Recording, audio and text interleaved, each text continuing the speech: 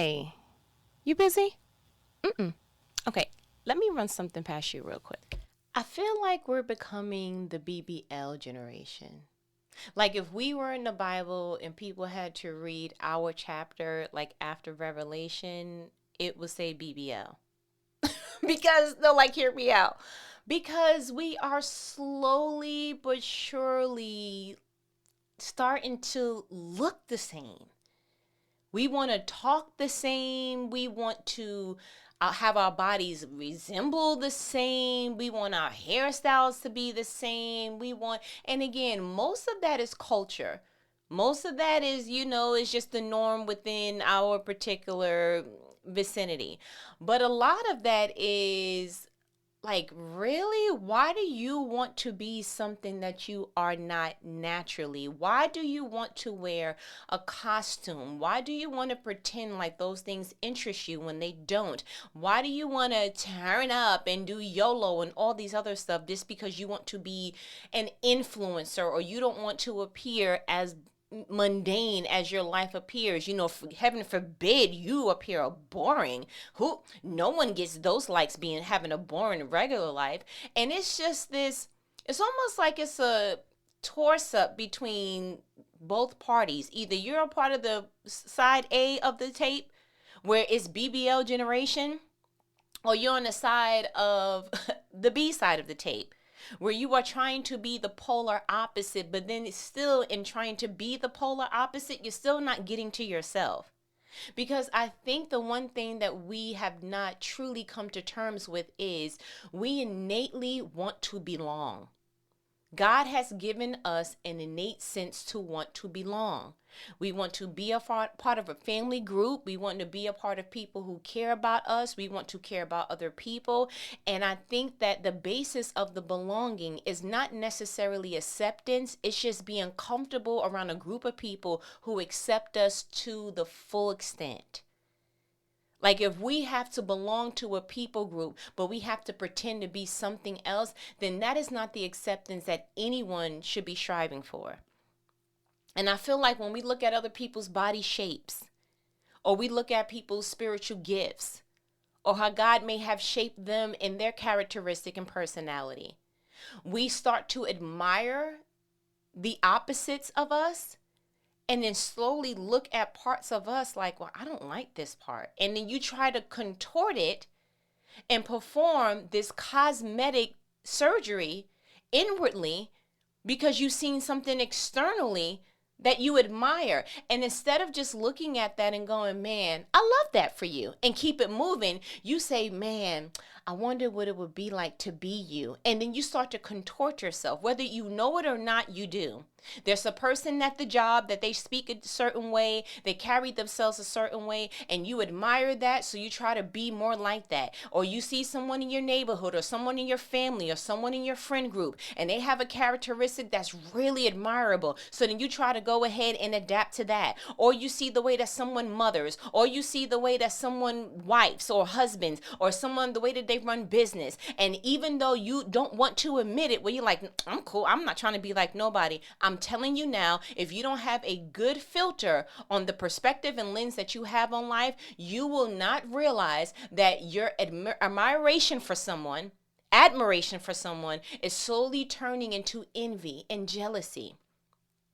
Because jealousy, unlike what the people have been calling it, jealousy is wanting something that someone else has. Yeah, we misconstrued that. When we actually are in a relationship and we don't like that other people are getting closer to our person, and it's like, well, you can't be jealous. No, I'm not jealous. Jealous is somebody getting close to something that is theirs. I don't want nobody getting close to what's mine. That's the difference. So the correct term that we have been misusing for jealousy is wanting what someone else has. Man, look at Jay-Z and Beyonce. They're the power couple. That's what I'm trying to have. And then you try to emulate something that you first admired, but now you're trying to emulate it. You admired someone's house, now you're trying to emulate it. You admire someone's corporate climb, now you're trying to emulate it. And you don't realize that emulating is particularly eliminating your customization and special uniqueness. You cannot emulate someone else and still keep what God put in you. You would have to take on another person's personality, their blueprint, the way that they do certain things. And when you do that, you slowly erase the plan that God has for your life because you wanted to pretend and be in somebody else's. You can't do that. I remember literally being in middle school trying to squeeze my feet in sizes that were 4 sizes too small because I didn't realize that God made me tall with a long foot. And that growth spurt hit something ridiculous in middle school, but it didn't hit my best friend like that because she was 4'11" with a size 3 foot. And here I am taller than that with a size going over 8. And I'm like, oh, I need to do something. Thank God that when I was in middle school, the bagginess was in. So I was squeezing my foot in sneakers that were too small, hanging my foot off of the back of the sneaker and having the baggy pants cover it up. Because I admired how cute her foot looked. How cute she was able to just go look at the display, and when she put her shoe on, it looked a lot like the display. I put my shoe on and I was like, it don't really look the same. It looked the same to you. And I started to feel uncomfortable. And I think that when that seed is first planted, for most of us, it's in school age impressionable years. But if it's not honed in on, snatched out, and kind of making you forced to look at, I want you to be able to separate between admiring what somebody else has while you love what God gave you. And I wish that somebody would have came along and taught me the audacity to be unique, the audacity to be me. The audacity to walk out God's completed plan and perfected plan for my life. And it's amazing to me that in this BBL generation, both emotionally, spiritually, it's like whatever's trending, that's what people want to do. And it's weird to me because the people that we actually admire and truly love and kind of like gravitate to, they're different. Why do you think everybody loves Tabitha Brown? She doesn't look like anything that we've seen before. This woman has natural hair. She has a southern accent. She is married. She doesn't dress sexy. She dresses out the norm in her own Tabitha Brown way. She's a vegan. She's a mother. Everything that culture says, this is what sells. This is what's going to get you the views and the streams. And this is what is going to get your stuff to sell. She has done the polar opposite. I don't know if Tab has tattoos. Like, we don't know anything of the sort of her body, and unless she's on vacation or something to that degree, and then she takes modest pictures. But we literally gravitate toward the people who are different. Why do you think so many people love Toby Nwigwe? He's different. How many other rappers outside of Andre 3000 don't dress like the average air quote rapper? I've never seen Toby with no shirt off. And we've seen him, he posts stuff when he's boxing and when he's working out. And he may have even put up pictures and stuff when he was in the football league. But like literally, he does not look like you can point him out in the lineup of like-minded or similar rappers. He looks different. Why do you think people have loved Erykah Badu? It's amazing. We don't even realize that we crave different. And at the same time, we also want to be the same. That's weird. And it should be a red flag like nobody else. I found that I naturally am inclined to gravitate toward people who go against the grain. Because in this particular season of my life, I am intrigued by people who win their way. Let me tell you where this came from also. I had a couple of months ago went to Hibachi and had some shrimp tempura. And I was like, this is delicious. And I was craving it here and there thereafter. But Hibachi it's in the boondies compared to where I'm at. And who's driving to just go get that? But there's this restaurant that's a little closer to me called Little Tokyo, which to me looks like the sister cousin to Hibachi because they have the little thing that you can cook like in front of you, that kind of thing. Yeah, so it looks to me like, baby Hibachi. So I went ahead and called one day. It was like 2. I went and looked it up and I was like, why does it say they're getting ready to close at 2:30 p.m.? So I went ahead and called about 2-ish, like before 2:20. And I was like, hi, can I go ahead and place a to-go order?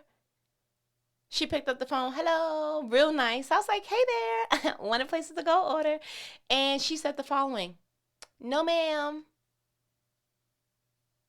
And let that awkward silence sit right there. And so I was looking at the phone to make sure the timer was still going on. Like, did she hang up? And her next statement was, we open back up at 5, okay? Thank you. And she hung up. I said, ooh, ma'am, no, you didn't. And so I was already in the neighborhood and I was running errands. So I just so happened to drive past it. And I was like, yo, they really do close at 2:30. Like their parking lot was completely empty. So that kind of got my attention. So later on that night, I was talking to my husband. We were going through our day, and I was like, yo, I really admire the fact that other cultures do things differently. Like when I researched and did like an in-depth, like it really took me down a rabbit hole that other countries really take lunch breaks seriously. Like they require and they allow their employees to break and go home, eat, take a nap, do whatever they need to do, get refreshed, then you come back.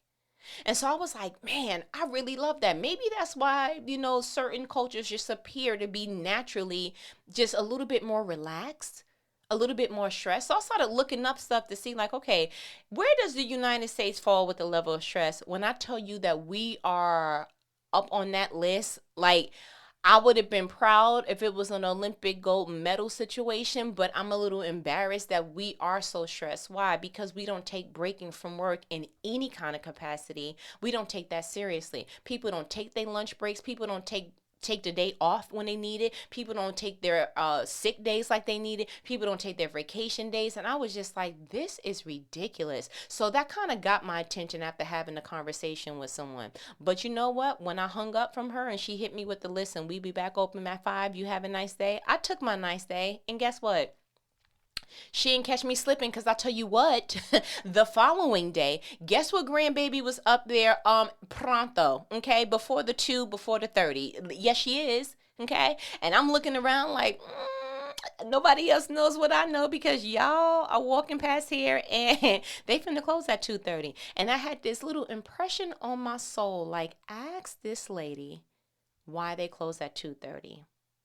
So she went ahead and gave me my order and was like, thank you. But I said, quick question for you. Why do you close at 2:30?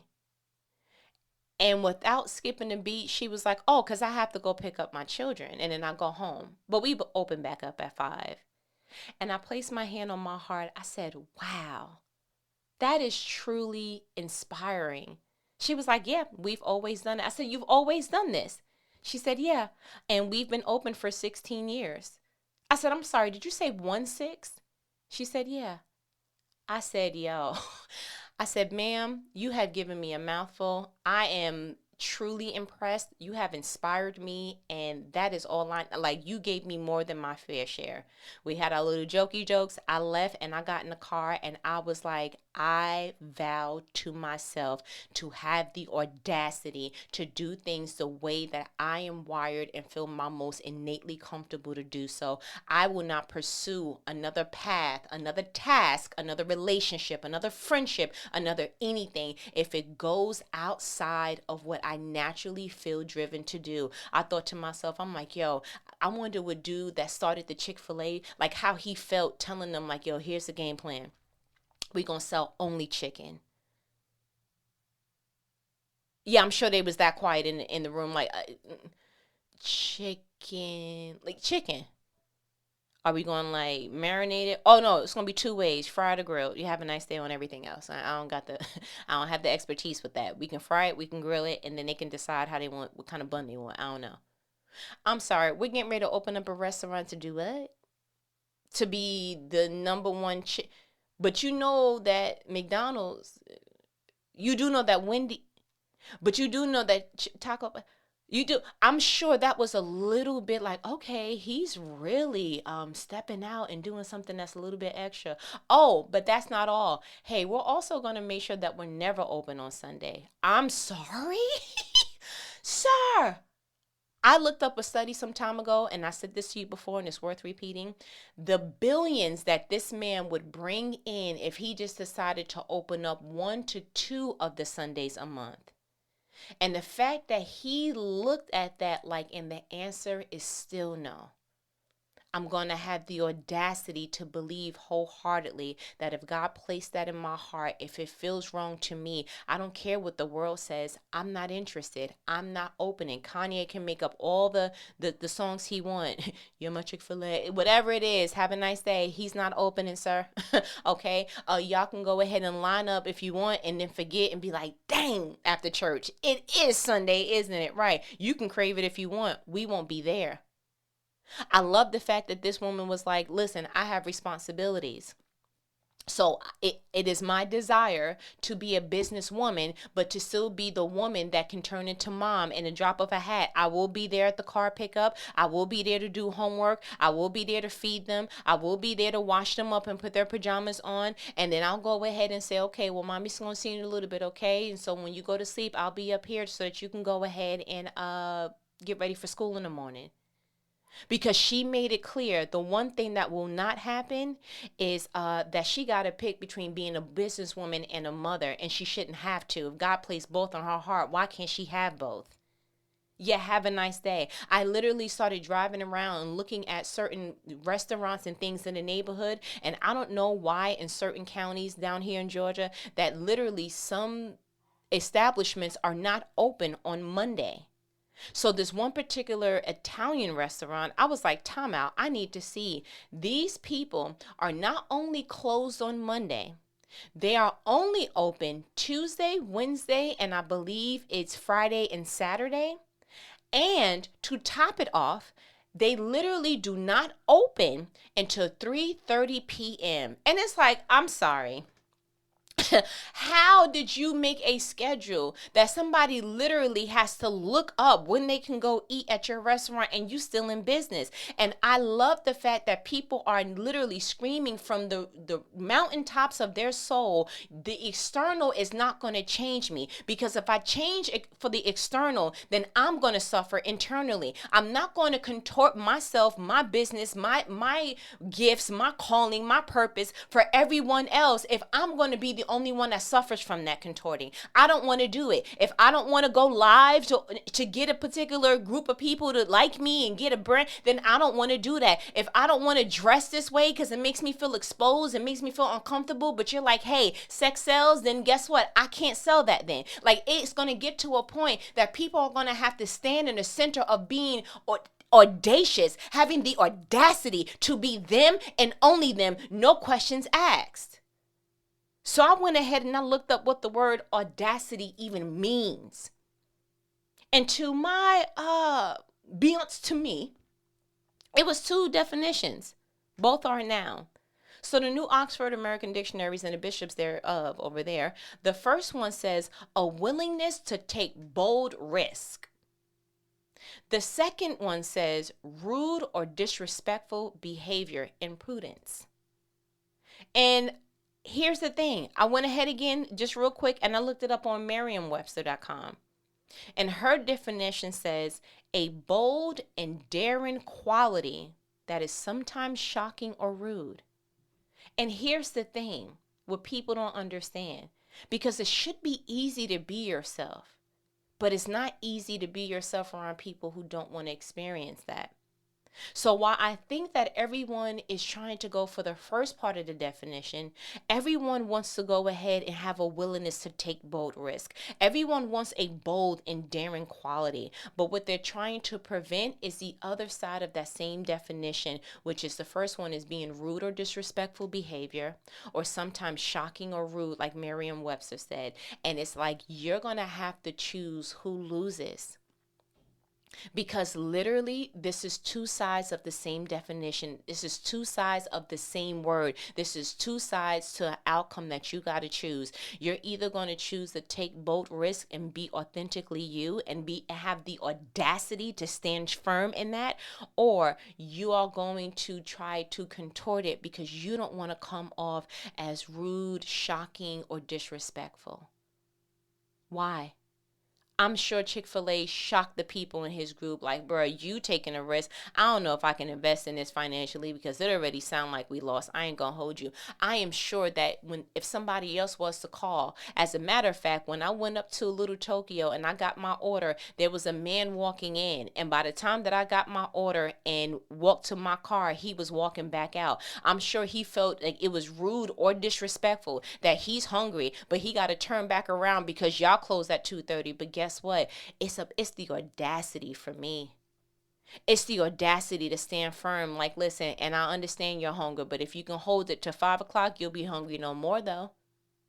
It's not like she's opening back up in 30 minutes. It's not like she's opening up back in 2 hours. This woman says, see you at 5 o'clock. Because the joy of filling and fulfilling her first ministry, which is home, is more fulfilling than her making extra money with people who are hungry. Like, you really got to look at that. Like, it's not like she would be opening up for free. It's not even like she can't hire somebody in the time being and say, hey, maybe somebody can cover being the owner of this restaurant while I go. But she said, no, God gave me these children and God gave me this business, and I want to make sure that I'm being a good steward over both of them.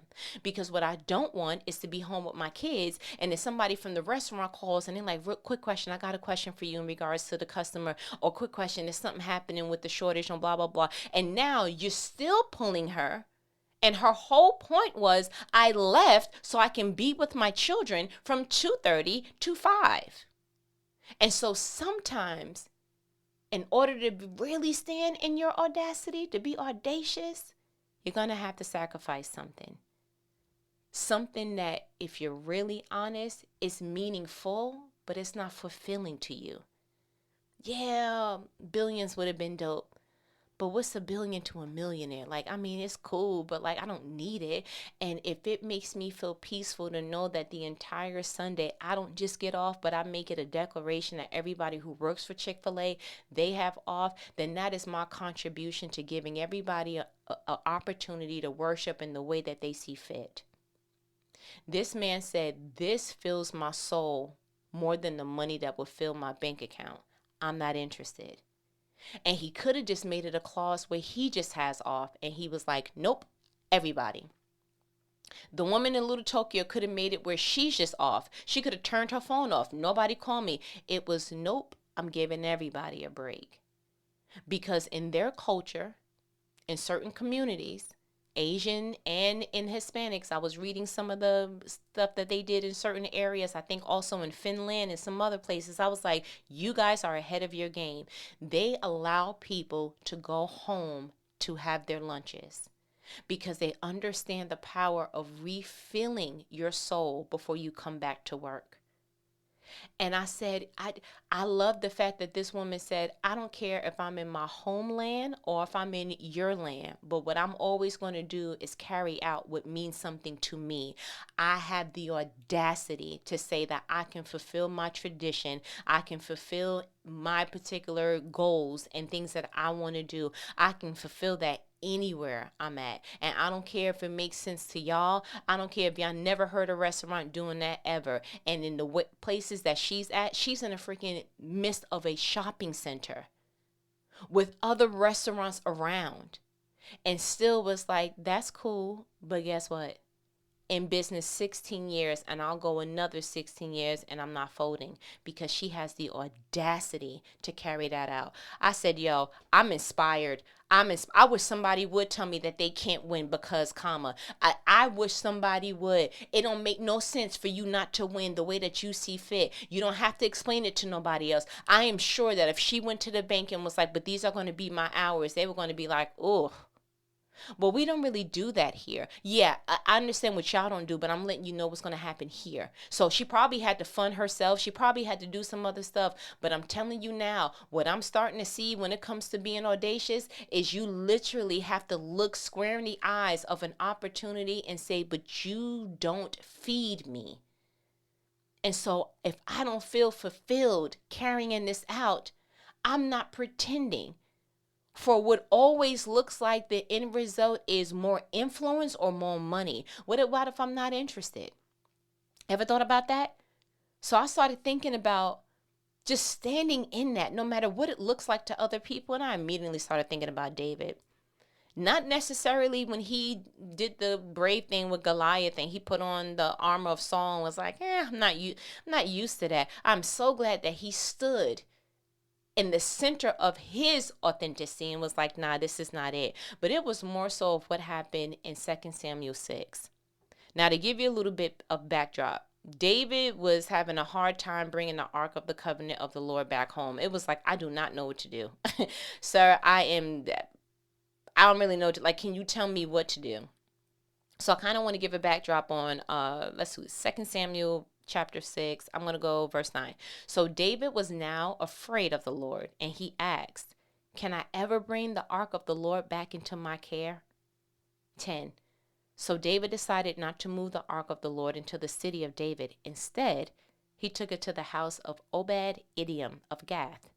11.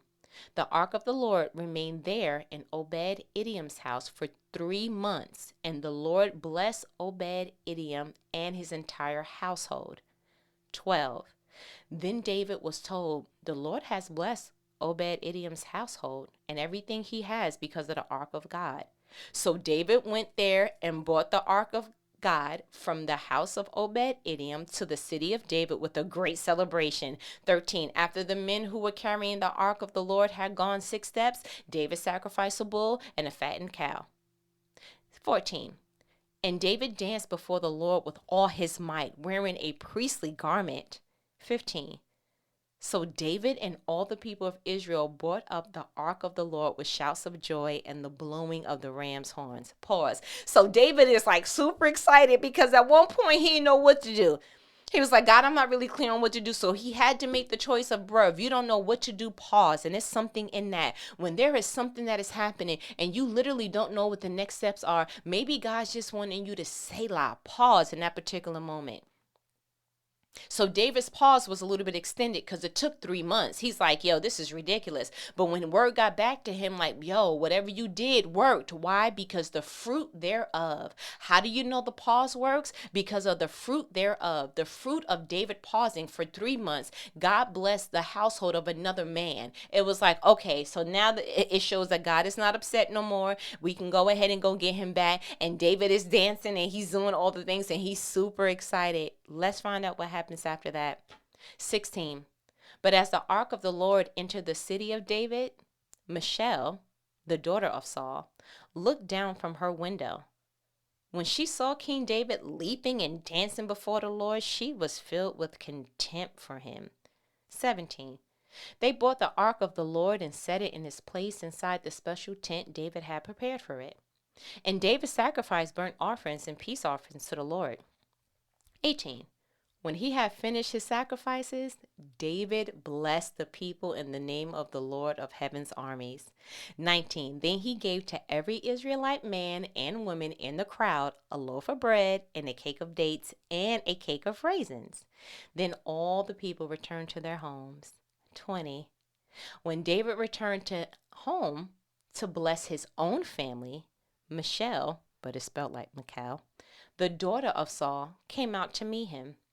She said in disgust, "How distinguished the king of Israel looked today, shamelessly exposing himself to the servant girls like any vulgar person might do." 21. Clap back, David! Okay, 21. David retorted to Michal, "I was dancing." Hold on, pause. When you hear this, like, I want you to know he had his head tilted because he was like, first of all, but he was in King James, so he didn't know how to say that. So 21, clap back. Okay, 21. Because it gets good. Like, the Bible got juice. Like, I need you to know, like, it's tea. It's like, it's limped in. It's giving very much ginger. Like, okay, 21. David retorted to Michal, "I was dancing before the Lord, who chose me above your father and all his family." He appointed me as the leader of Israel, the people of the Lord. So I celebrate before the Lord. 22. Yes, I am willing to look even more foolish than this, even to be humiliated in my own eyes. But those servant girls you mentioned will indeed think I am distinguished. 23. So Michelle, the daughter of Saul, remained childless throughout her entire life. Yo, clap back, David, David. What? Buddy said, let me explain something to you. I know the definition of the audacity. I know a grandbaby a couple of centuries and decades and all that stuff from now is going to read the definition. Let me tell you something. I'm willing to be bold even if it looks rude to y'all. I'm willing to be bold and excited. I'm willing to be all of that if it looks disgusting to y'all. I'm willing to be all that. But guess what? You don't understand what I'm coming from. You don't understand what God just went ahead and did for us. You don't understand certain things that are affecting me a certain way. So what I'm not going to do is change the way that I express my gratefulness because you're disgusting. Guess what? Very distinguished, ma'am. I said, David, you cursed her out without using curse words. Like let me tell you something. Sir, you read her. I'm talking about, you said, let's turn to 2 Samuel 6, verse 21. And I'm talking about, you read her to the point that it was mic drop. It was like, I'm sorry, sir, what? The chapter ends with saying, and little mama remained childless throughout her entire life. Sir, you was like, just because you had something to say on an area of my life that means the most to me, I'm never touching you because you didn't understand when something was touching me. Something was touching my soul. Something was getting to me. You didn't even notice how it was infecting me, because if you knew how negative it was impacting me, you would know why I danced to this capacity. You would have known. But because you want to stand outside your window and just watch, because you want to be a watch me girl, watch everybody else have babies but you, ma'am. David, you didn't have to hear her generationally though. Like, ooh. I gotta read it again, because when I tell you this is how I get my gossip, because it's biblical, okay? It's the gospel, but it got a little bit of juice in it. I want to read it again. 21. David retorted. No, let's go back to what she said, because she thought she had it. She thought she read. Oh, you thought you did that. Oh, you thought you went off, sis? Watch how he go off on you. So she was like, let me go ahead and give him a little something, and I'm going to hit him with something light, nothing too heavy. 20. When David returned home to bless his own family, because he was coming there to give you some blessings, okay? He was coming there to give you something that you ain't had before, but you open your mouth too fast. God bless you, and that's the word right there. So when David returned home to bless his own family, Michelle, the daughter of Saul, came out to meet him. She said in disgust, how distinguished the king of Israel looked today. Pause. I feel like she's looking at her nails like, let me not even look at you. Let me just show you that I'm disgusted. So go back. How distinguished, looking at her nails, the king of Israel looked today, shamelessly exposing himself to the servant's girl like any vulgar person might do. Oh, you brought up the fact that he's king. You brought up the fact that he should look distinguished. You brought up the fact that he looks shameless. You brought up the fact that he exposed himself to little girls. You thought you went off. You thought you did that. Like, I thought you felt good about it. And David didn't even let you swallow the rest of your spit before the Bible says David retorted, which means he was right up on you. No, you don't got to turn around. I got something for you. I was dancing before the Lord, who chose me above your father and all his family. He appointed me as the leader of Israel. Where's the DJ? Okay. He appointed me as the leader of Israel, the people of the Lord. So I celebrate before the Lord. 22. Yes. And I'm willing to look even more foolish than this, even to be humiliated in my own eyes. But those servant girls you mentioned, they will indeed think I'm distinguished. David, what you trying to say? David, are you being fresh? David, what you mean like distinct? David, come here. Come here. When you said that to her, what you was trying to say? David, that's fresh.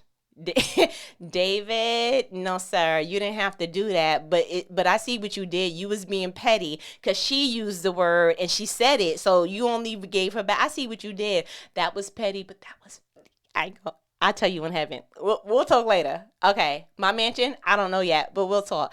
Like, and then you might drop on her because guess what? Because you had to say something about something that you shouldn't have had no say about, you'll never be able to say anything else to anybody else's child again. Guess what? You won't have no kids. The audacity to be you. The audacity to stand firm. No matter what your external environment looks like, no matter what the people around you look like, no matter their caliber, no matter their title, no matter what it is, as long as you are being true to you, you already won. Have the audacity to be you. I triple dog dare you. The audacity. The audacity. I pray real talk that you remember David all your days. But he was like, okay. And guess what? Very distinguished. Ooh, David, I can't. I'm going to be talking about that once I get off the phone with you. But my challenge to you, you should already know it at this point. Like, yo, bump with them people, them folks is talking about, sir, ma'am. Listen, come here. Get close. Closer. Yeah, I want to feel breath on my ear. Listen. Tell these folks have a nice day. Because if they have a nice day, then you can't have a nice day. Listen, somebody got to have a nice day. I choose you. You make yourself a Pikachu, do something. You understand? But what we not getting ready to do is continue to live a life where everybody's comfortable, everybody understands, everybody. We don't want a life of chaos, but I also don't want to contort myself for your comfort. I'm not interested. And as long as I'm standing in right morals with God, as long as I'm standing in the midst of God's perfect plan and I'm aligned with my actions, I don't care which part of the definition you want to take in reference to for the word audacity, but I'm going to go ahead and choose the boldness. You can go ahead and take over the rude and disappointed and whatever else. I have no control over how you want to look at my authenticity, but I will have the audacity to be just that. The audacity. Audacity. It's like that Jim Carrey meme with the Grinch. The audacity. That's what I want you to see, and that's what I'm gonna end with. I feel like you got what you needed. You know what these conversations are, right? Yeah, you do. They are life-provoking conversations that not the average person is going to have with you, but who your favorite homegirl. You need to know the website at this point. Created the number 2 multiply.com, the Patreon. Strive, the letter N, inspired. And I'm going to do something different. I'm going to go ahead and end it off with David. Because if not him, then who? Okay? 21. David retorted to Michelle, I was dancing before the Lord who chose me above your father and his family. Because he was a little bit ghetto. He appointed me as the leader of Israel, the people of the Lord, so I celebrate before the Lord. 22, yes, and I'm willing to look even more foolish than this, even to be humiliated in my own eyes.